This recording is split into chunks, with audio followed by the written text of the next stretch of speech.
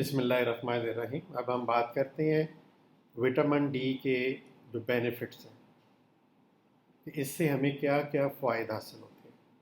बहुत ज़्यादा फ़ायदे हैं। इसमें मैं 2-3 वीडियोस के सिलसिले जारी करूँगा इंशाअल्लाह। तो पहला फ़ायदा सबसे बोन हेल्थ के बारे में। ये तो हमें मालूम है कि विटामिन डी कैल्शियम और फास्फोरस की एब्जॉर्प्शन के लिए, आंतों से जज़ब होने के लिए इंतहाई ज़रूरी है। तो जिससे हमारी बोन की स्ट्रेंथ बढ़ती है। जब कैल्शियम और फास्फोरस डिपॉज़िट होंगे, लेकिन उनकी एब्जॉर्प्शन के लिए विटामिन डी आंतों में होना बहुत ज़रूरी है। उसके साथ मिल के ये एब्जॉर्ब होती है, तो तभी हमारी बोन हेल्थ इम्प्रूव होती है। तो ये बोन के स्ट्रक्चर को और साथ साथ मसल के स्ट्रक्चर को स्ट्रेंथ देने के लिए, फिर मसल फंक्शन के लिए विटामिन डी का होना बहुत ज़रूरी है। अब अगला फ़ायदा इम्यून फंक्शन है इसका, यानी ये हमारी क़ुव्वत मुदाफ़ियत को इनक्रीज़ करता है। जो इम्यून सिस्टम है उसके लिए विटामिन डी का होना इंतहाई ज़रूरी है, और जिससे फिर वो ऑटो इम्यून डिजीज़, यानी ऐसी बीमारियां जो कि ऑटो इम्यून होती हैं, जिसकी वजह मालूम नहीं होती, लेकिन हमारी इम्यूनिटी के अगेंस्ट लड़ के वो बीमारी पैदा कर जाती है, तो उस इम्यून सिस्टम को ये बूस्ट करता है, हमें प्रोटेक्शन देता है, क़ुव्वत मुदाफ़ियत देता है।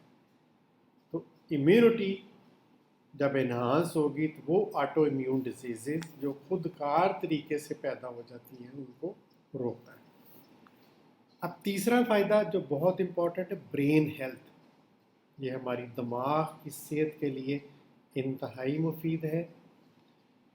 मुख्तलिफ़ अवामिल जैसे डिप्रेशन, इंसोम्निया, नींद की कमी, एंग्ज़ाइटी, ये मुख्तलिफ़ दिमाग की हालतें हैं जिसके फंक्शन के लिए विटामिन डी का होना उनको कंट्रोल करने के लिए बहुत लाजमी है।